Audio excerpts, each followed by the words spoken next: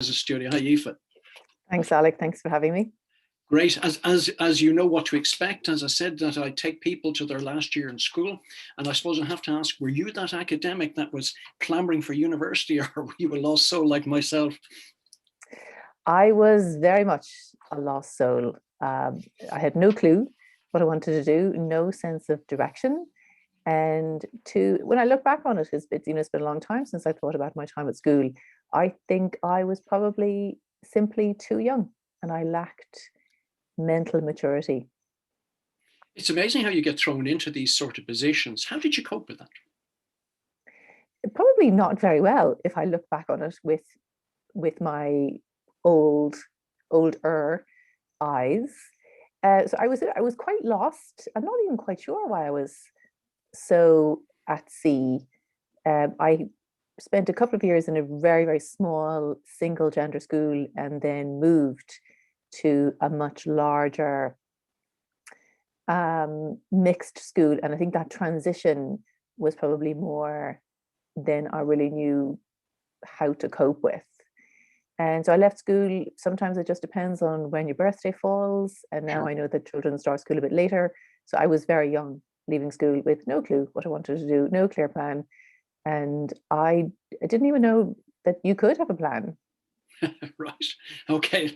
I get that feeling all right. So anyway, you've emerged from school younger than you would expect to be. What were you going to do with yourself? I had no idea. I thought I need to make a living. And it was drummed into myself and my siblings from quite a young age. Get a job, get a good job, get a job with a pension, because it was all about the pension. I thought I don't actually didn't really want to do that. I think deep down I'd always loved writing. I thought at some point I'm going to write a book. And that took me many, many, many years before I finally got around to sitting down and actually writing. So when I left school, didn't really know what I wanted to do. And so I spent a year in what's now the equivalent of a PLC. So I did a year of business studies and then headed off to France for a couple of months to work and to find my way. Okay. Just tell me about the sort of experience as the PLC in business studies. I mean, obviously it covers, money and things like that. How did you find that? Did you adapt to it, or was it something maybe not that drew you in? I really enjoyed that year. I made some really, really fantastic friends, and yes, it has structure. But it's more structured than university, but a lot less structured than school. So I had freedom. I could wear my own clothes. I had an element of autonomy. I still had assignments to do, and actually learned shorthand, which I can still do if I put my mind to it. I could still do my shorthand, and we did learn money, Hmm. but I didn't. I never really sort of got a handle on money until I was older. So we were doing accounting, but it was this double entry system Sure. that always seemed to flummox me, and now I can do it with one hand tied behind my back. I think it was just maybe the way things were taught. And again, I think I didn't really know what I wanted to do. All right.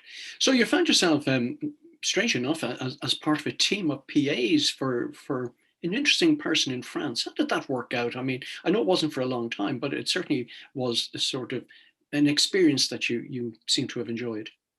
Thoroughly enjoyed it. I headed off to France to find myself, to improve my knowledge of French. So I spoke a little bit of French because my dad spoke a couple of languages. Was always quite keen for all of myself. I've a lot of siblings, for us to learn at least one more European language.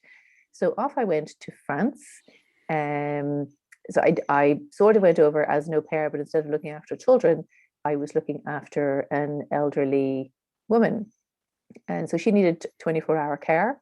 And there was myself and a couple of other girls living in this little teeny weeny apartment. It was a very, very strange arrangement. And French was probably the only common language. And it was a real eye opener for me, because I needed to stand on my own 2 feet. I had to learn to cook. I needed to learn how to do groceries. I needed to learn, to do laundry, to do cleaning. And it was really, I had to learn to live, and I had to learn to live in a pretty short space of time. Yeah, and the French are so accommodating with people who speak English. Oh, hugely, absolutely, hugely. And the frowns, and this was Paris as well. And, Parisians are slightly different to the rest of France. And Bill Bryson is very funny about Parisians. And so I would make these awful grammatical mistakes and get all the words wrong and spell things wrong. And yeah, but I made it through. I muddled through. All right. It was to take you back eventually back to Ireland. So what were Yes. you going to do then? Again, once again, I was still a bit of a lost soul who could speak French badly and struggled to spell. I could speak French. I just really would have struggled to write it. So I decided to put my year of business studies to use and tempt for a couple of years in back in the day when temping was a thing, and that was something that you could do. So I kind of drifted from here or there to various different places. And then my journey, I found myself working for a firm of estate agents Right. that are still in existence. And between one thing and another, I met a man and bought a house at the age of 20. As you do. As you do, yeah. Other people were out, I don't know, doing all sorts of different things. And I was up to my elbows in toolboxes and saws, and because the house needed major, major, major renovations. We spent about 5 years learning how to wield a hammer and all sorts of crazy things. And when I look back on it, the renovations that we did ourselves were just completely and utterly insane. You have to find these things out at some You do, stage. yeah.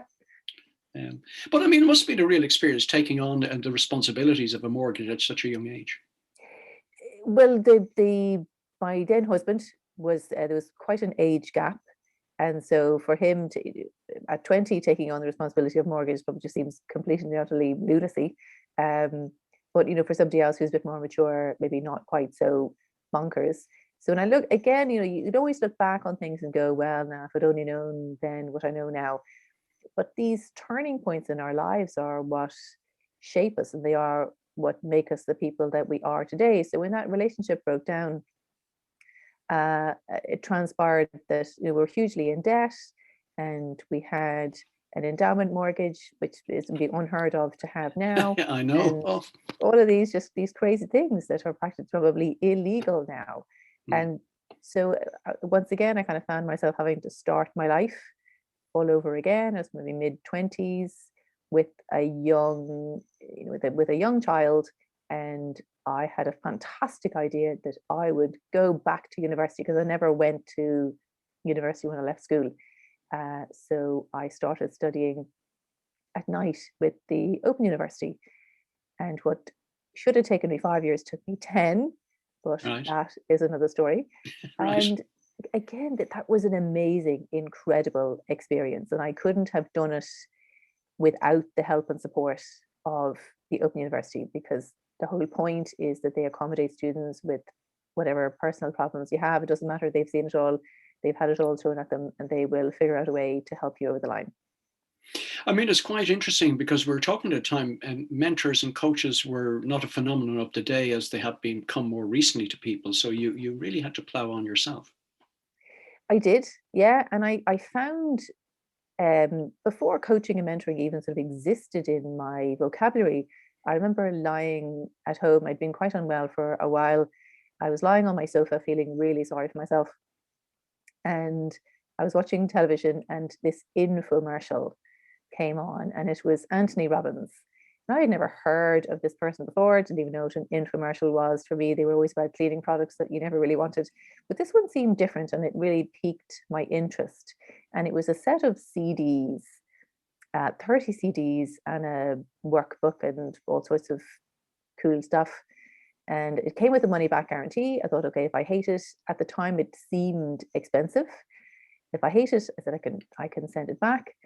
That was probably maybe mid-90s, and I actually still have those CDs, and they are threadbare because I had listened to them so often. That was the first time I realized that it's up to me. I need to take responsibility for my own stuff, and it's up to me to figure out what it is that I want. Yes, I'll always need help and guidance and support, but at the end of the day, it's up to me to take responsibility. It's a nice idea that you found something which sort of now we have in terms of coach to mentor, which you would be involved in. We'll talk about it a bit later, but you recognize the need for outside help and was able to take the lessons and use it. I think everybody needs a coach, a mentor, a support, somebody other than a family member or trusted friend at some point in their life. And at most points in my life now, I'd be working with maybe two or three people for different things. Mm-hmm. So I would always have a coach to help me and challenge me in my business. And I'd maybe have a coach that would be working with another area of my life as well. So, and even coaches need coaches. And Anthony Yeah. Robbins would be probably one of the more high profile coaches. And he would even say that he still works with coaches. Yes. And but you were telling me also, we won't go into the details, or maybe we should, I don't know. You seem to always attract chaos around you. Tell us a bit about Yes. that. As in, there'll be people out there who will resonate with this highly. Yes. I think some people do seem to unconsciously attract an element of chaos. Life is not dull if there isn't some element of chaos. And I do my very best not to attract as much, but I do seem to, and so what? I will just deal with it. So one of the reasons it took me so long to do my undergrad was because in that 10 years, my relationship broke down, there was a death in the family, I moved house, and then the house that I moved into went on fire. And Wow. so I was out of that house. Yeah, I was out of that house for quite a while. But I've been in two long-term relationships, and neither of which went according to plan. And each time the relationship broke down, I found myself quite substantially in debt. Right. And I thought, oh, this is why do clever people do silly things? And that, in a sense, really started my journey into the science behind neuroeconomics. Why do we spend our money the way we spend it? Why do clever people do silly things? Money management is easy, more in, less out at the end. And at this time in my life, I was working in financial services, and I had made the same mistake again. Right. It was my thought patterns. Well, let's put it this way. We're going to talk about that now because it's quite interesting. It smacks of the cobbler's children. You're in loan and debt restructuring, and you find yourself struggling with money. Yep. And, this is quite a common tale in business. So tell us about the neuroeconomics.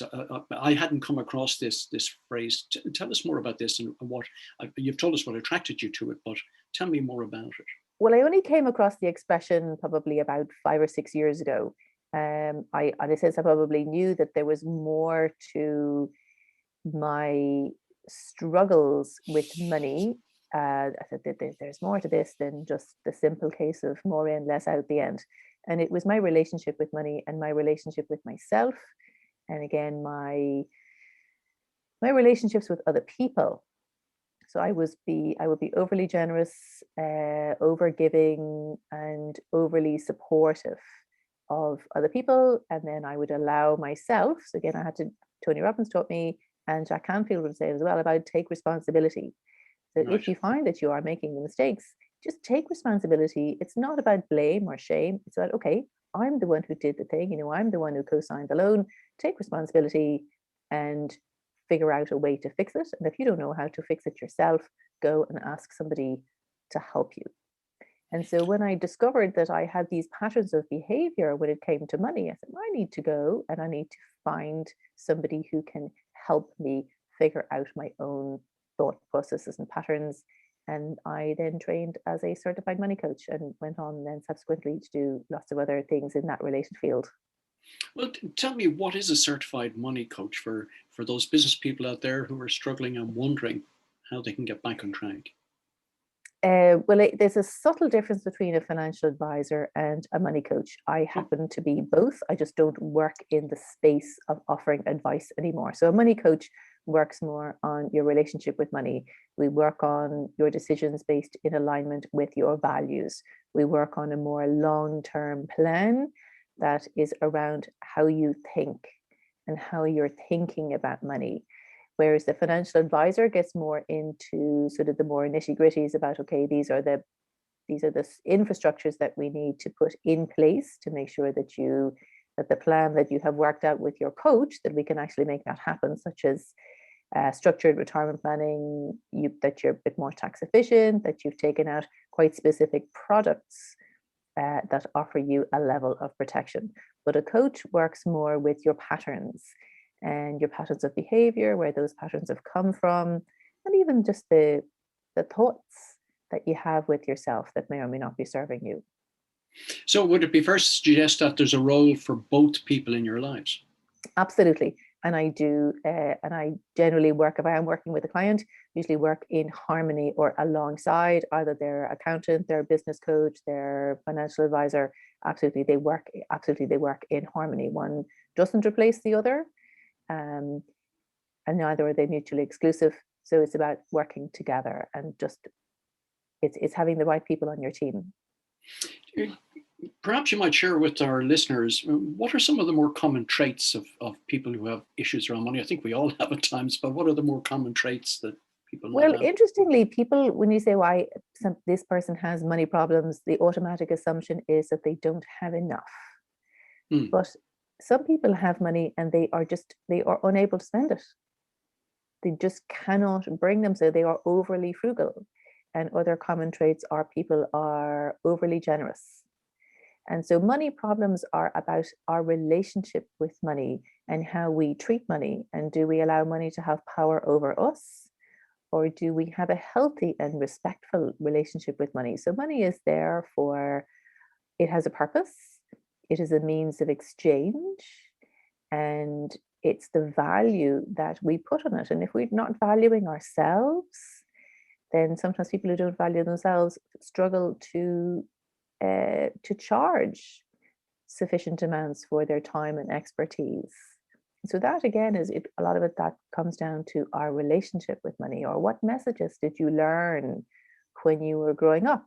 So in my case, the unconscious messages that I was getting was that my mum was a stay-at-home mum and my father was the income earner. So somehow those messages got a bit muddled in my mind. And I then had a tendency, past tense, to hand over my power over money to the person that I was in a relationship with. Well, that's interesting. I mean, as somebody who talks about money and helps people manage their money, I wouldn't have thought frugality was an issue, but obviously you've identified it as one for many people. It can be, yeah. Some people can be overly frugal. And again, it can be because of how they were brought up, or how their parents spoke about money, or how their parents didn't talk about money, or the messages that they picked up when they were young, when they were a child. I come from a generation of run like you left the immersion on. And, leaving the immersion on was or leaving a light bulb on were two of the greatest crimes that you could ever commit. And then sometimes those messages become a bit muddled, and we carry those into adult life and become overly frugal, even though it's not necessary. You talked about money there just a second ago. We were talking about it in a sense of power, and this sense of handing over the power, and the money I've earned, I've handed it to somebody else, as in handing power as well. Well, money only has power over us if we allow it to have power over us. So there are two ways to make money. You can work for your money, or you can make your money work for you. So what I do when I work with clients, I'm working with clients to help them transition to having their money work for them, and shifting their mindset that money is simply a tool. It is a means of exchange. It has no power over them other than the power that they give it. In terms of then people managing money, which a lot of people seem to be quite bad at, what are the key mistakes they're making, or the tricks that they're missing? One of the key tricks is making a spending. So make a spending plan. Call it whatever you want. Some people call it a budget. Personally, that word just makes my hair stand on end. So it's a word you'll very, very rarely hear me use. I say make a spending plan that's in alignment with your values. And you need to figure out what your values are first. And that's something that I help people do. And then the mistake that people make is they tend to spend and then analyze and then beat themselves up. And then you're in this cycle of frustration. But when you make a spending plan and you make your plan in alignment with your goals and values, what you're doing is you are telling your money where you want it to go first, not wondering where it ran off to and then trying to chase it down the road. So when you make a spending plan and the first person who to get paid from that plan is you, so make a spending plan and pay yourself first are probably the two key things, the fundamentals that I do stress. Right. And where do you see that happening most? Is it with these self-professionals out there, or But people struggle with, I'm being rather general, yes? many people struggle with the concept of paying themselves first. And I get a lot of resistance when I even suggest that. I go, oh, I'll have to pay the mortgage and I have to pay and have to pay and have to pay. I go, yes, absolutely. I'm not saying that you don't take care of your other responsibilities. You are simply adding yourself to that list and putting yourself at the top. So if you normally pay the gas bill first or you normally pay the revenue first, well, then just put yourself at the top. So pay me first and then pay everybody else afterwards. Because wealthy people pay themselves first and they spend what's left. And people with less money tend to spend first and then pay themselves if there is anything left. Wow. Okay, that's an interesting concept. And again, are we talking about people who are salaried, or are we talking about people who would be self-employed, or maybe working for their own Both. companies? Mm. Both. And if you're salaried, the simplest way to pay yourself first is to get somebody else to do it for you. So the more you can automate, the easier that you can make your life. It frees up your mind to do other things. So if you're in a salaried role, your first port of call is your payroll department. And you say to them, how do I pay myself first? So that could be a pension deduction. That could be a save as you earn. It could be basically when it's deducted at source, it's one less thing for you to do, one less thing for you to think about. So it frees up your mind for other things. And if you're self-employed, maybe your income can be varied or a bit sporadic. It might be something that you need to do manually, but the method doesn't matter. The action does. You're mentioning their saving, and people are, again, I'm generalizing now. Many people struggle to save. So why is that? Because it's not necessarily the lack of income, but a mindset, I think. Sometimes it's priorities and saving for. I don't save for a rainy day because it's Ireland, so it's going to rain. And I found when I had a rainy day fund or I had this emergency fund, that was all I was unconsciously attracting. And so I was saving for emergencies, and then I had this enormous house fire. I said, well, okay, I'm not going to save for emergencies ever again. So what I do instead is I give my various funds that I give all of my savings have a target. So this is for, and my target is this. So this is the amount, this is the thing or the experience, and this is the by when date. And then I give them inspiring headings. So like I've got a covered fund. This is my burst out the front door out of lockdown after COVID holiday fund. So I give all of the funds or my bank accounts, whatever it is, I give them headings that make sense to me. So instead of groceries, which is a bit dull, I always have healthy food for me and my family. Right. So by simply changing the language that I'm using also helps me focus. Okay, so this fund, this is the specific purpose that it has, this is the specific amount, and this is the date that I want to have it. And that helps me stay focused and stay on track. And how do you keep your money separated? Because this is one of the challenges a lot of people have. I have a couple of different methods. Now, I don't pay bank charges. I haven't paid them in 30 odd years, and I have no intention of starting today. So if you are saving, and you're opening up multiple accounts, just make sure that those accounts are not attracting charges. So simple ways are an online savings account that's attached to your current account. In general, doesn't attract charges, and you can do a straightforward transfer out. Other bank accounts like N26, Revolut, use what they call virtual vaults or spaces.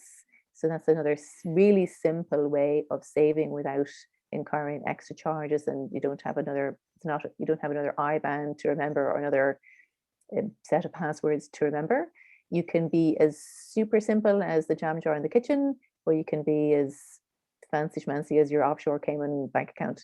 Doesn't, again, like I said, again, it doesn't really matter. What matters, the action matters rather than the method. Wow. You wrote a book about all of this. Maybe you'd like to just talk about this for a minute, and the name of the book and where people might find it. I have several books. Oh, I beg your pardon. Not just one book, several books. Well, when I was young, I said I always want to be a writer. Then at some point I said, well, if I want to be a writer, I have to actually write more than just the lines that I've been given as homework. So sometimes I write under the name Prudence Moneypenny, and sometimes I write under Aoife Gaffney, and all of the books are available on Amazon. Some of them are Kindle, and some of them are paperback as well. So I've co-authored, and I've also written books in my own name. But Amazon, just have a look at Prudence Moneypenny, or go to my website, and the books will all be listed there. Fantastic. Tell us a bit about Prudence Moneypenny. Where did you come up with that as a handle? It's quite an interesting one. I know part of it, but tell our listeners. Well, there are actually a couple of other Aoife Gaffneys, and I need to stand out. So Prudence came from something an accountant said to me about 30 years ago. And she said, if you're having a conversation with your bank manager and you want them to take you seriously, keep getting the word prudence into the conversation. I love that. It's like, I'll be very prudent. I always exercise prudence. It's okay, well, that's what I'll call myself, because there's a difference between being prudent and being frugal. So being prudent is being sensible, being strategic, using leverage, using things to your advantage. And then, so we come up with Prudence, and then she needed a last name, and I was watching a Bond film with my son, and there we go. Prudence Moneypenny was born. Yes, and the rest is history. And the rest is history.